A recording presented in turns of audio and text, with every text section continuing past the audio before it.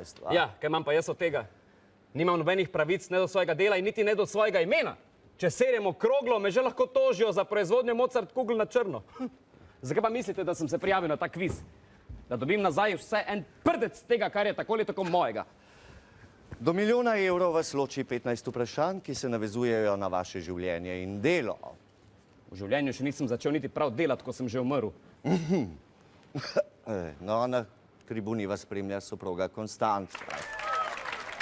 Konstanca Dinjavita, konstanta mojega življenja. Na voljo imate 3 zasilne izhode. Polovičko, klic v sili in glas filharmonije. Mehvej. Drage gledalke, spoštovani gledalci, z Wolfgangom Mozartom iz Salzburga pričenjava z igro Lepo je biti Mozart.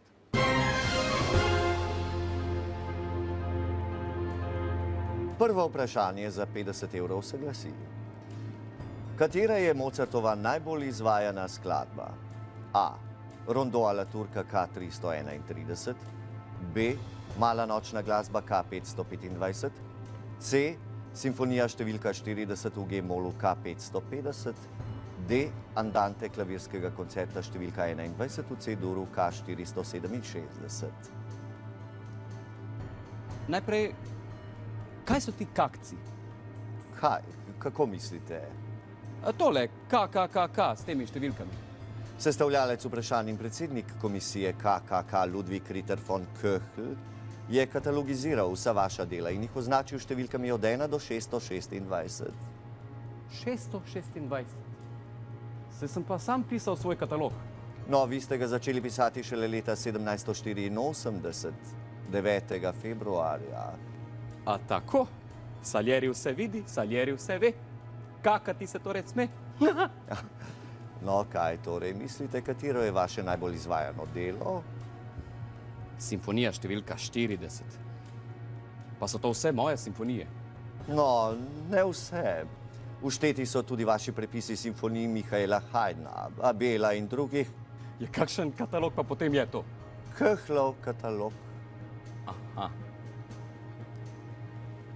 Sklepam torej, da je v tej kahli vse skupaj 41 simfonij. Imam prav? Res je? Torej 40 tale. Pararam, pararam, parararam. Da. Kaj pa tale?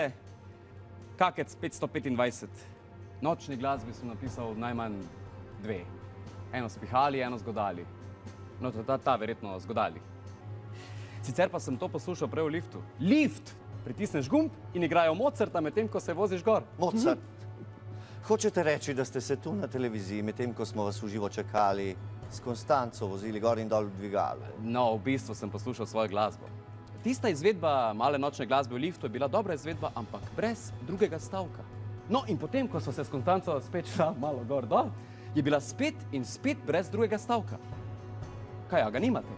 Drugi stavek Male nočne glasbe je žal izgubljen. Pa ravno drugi stavek je bil najboljši. A ga res nimate? Tega! Kaj pa je tole? Klavir, piano, včasih smo mu rekli pianoforte, Mozart. To je kvečemu forte. Mozart, medtem se je klavir razvijal in napredoval. Ni vsak razvoj napredek. Kje pa je naprava za pianissimo? Pedal, Mozart, levi pedal.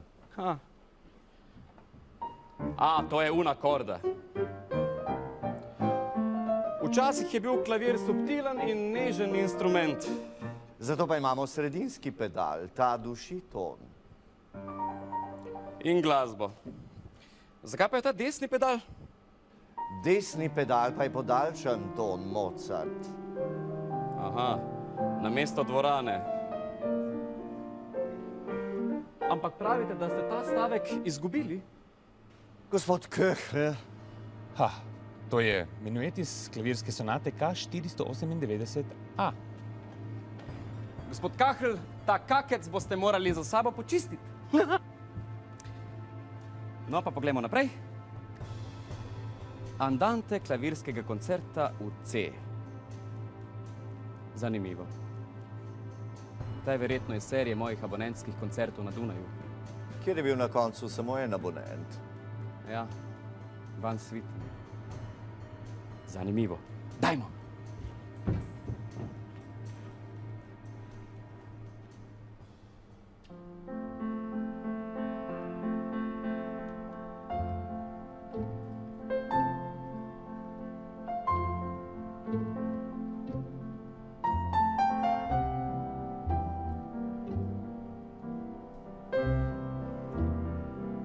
Kako lepo, če lahko uživaš ob svoji glasbi, a ne Salieri.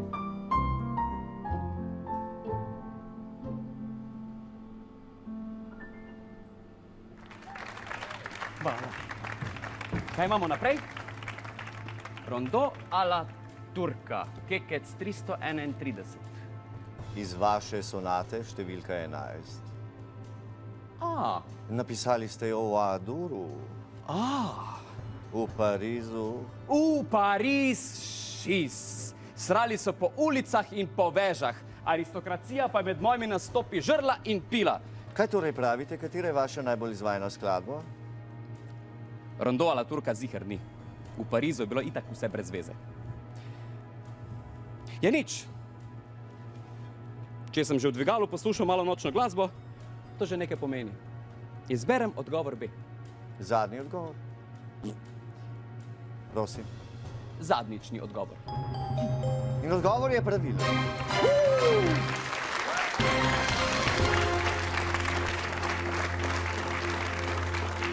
Drugo vprašanje za 100 evrov se glasi. Koliko let je bil star Mozart, ko je napisal svojo prvo skladbo? A5, B6, C7, D8 let. 3. Kako 3? 5 minus 4 plus 2. 3? Odgovor je pravilen. 100 evrov je vaših. No, katera je ta skladba? Tale. Dere sanja mali vija, te je lušno blo. Kolco sem po hišpo, tako barvo mačkico. Tralala, tralala, tralala, la la la la, tralala, tralala, tralala, la la. Voilà.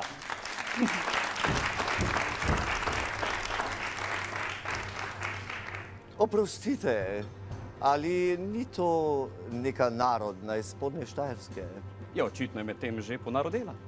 A lahko dokažete, da je to res vaša skladba? Ja, seveda. Kasneje sem to melodijo uporabil v svojem violinskem koncertu v G. Koncertni mojster, prosim.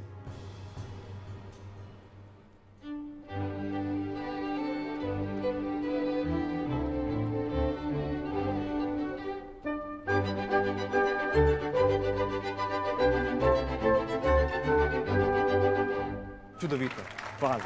Ja, se pravi, da je to K1. Ravno smo dali tiskati 9. edicijo, zdaj bo treba vse popraviti in tiskati 10. Torej, K1, dere san jamali biha. Gospod Kahl, kaj pa, če to imenujete K0? Zakaj pa nič? Zato, ker je vse to, kar sem vam povedal, en velik nič. Aha, sem se že bal, da bom moral vse skupaj popraviti v nulo. Ja, saj ste. No, Mozart, kdaj ste napisali prvo skladbo? Po večerji. Leta? Po večerji leta 1761. Pravilen odgovor je torej A. zadnji odgovor. In odgovor je pravilen.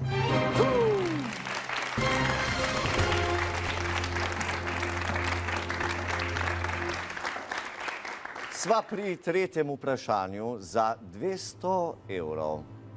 Koliko življenja je Mozart preživel na poti? A šestino, B petino, C četrtino, D tretjino. Celo življenje sem bil na poti. Vam, Salieri? No, če dobro pomislim, samo polovico mojega življenja. No, to pa je celo moje življenje. No, Mozart, si želite milijon evrov? D. Zadnji odgovor. Odgovor je pravilen.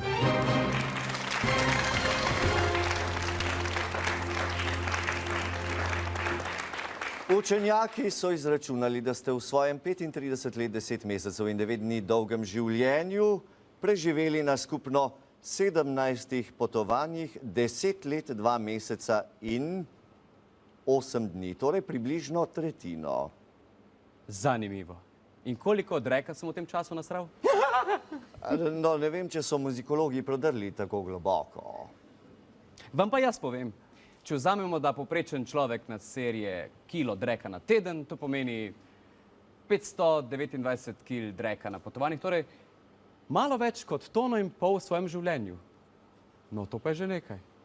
Vi, saljeri, pa še enkrat toliko. Vse vrtnice rastejo iz gnoja, pa smo pri 4. vprašanju za 300 evrov. Kako je Mozart šaljivo poimenoval svoj plemiški naziv vitez zlate ostroge?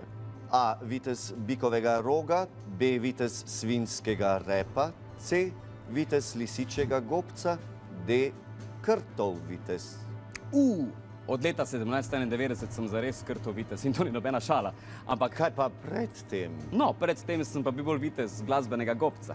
Ja, drži. Na viteških glasbenih turnirjih niste bili najbolj uspešni. No ja. No ja, premagovali so vas celo manj favorizirani tekmovalci, recimo Klementi. Klement je pač izkoristil prednost domačega terena. Kako domačega terena? On je bil iz Rima, turnir pa se dogajal na Dunaju. Ja, pod italijansko glasbeno okupacijo. No, pa se vrniva. V Rim. Klementiju? Ne, Klementu, Kateremu? 14. Papežu.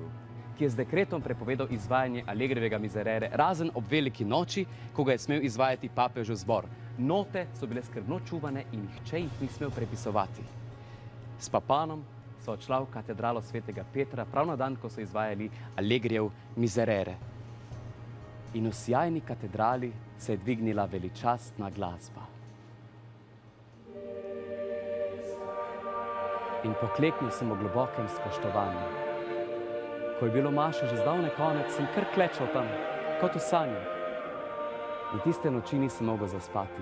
Ta nebeška glasba je igrala v moji glavi. Hotel sem si jo zavedno zapomniti, jo zavedno nositi v srcu. Sedel sem za mizo in jo po spominu zapisal. Naslednji dan sva s Papanom spet odšla v katedralo še enkrat slišati Allegrijev Miserere. Iz plašča sem na skrivaj vzel svoj notni zapis, da bi ga prekontroliral. Ampak stražarji so me opazili in naju s Papanom uklenili, kajti prepisovati Miserere je bilo najstrožje prepovedano. In ko sem kasneje papežu razložil, da me ta nebeška glasba tako prevzela, da sem jo po noči po spominu zapisal, me je namesto kazni povišal viteza zlate ostroge. Do danes se je ohranila samo ena kopija Allegrijevega Miserere in to ta vaša.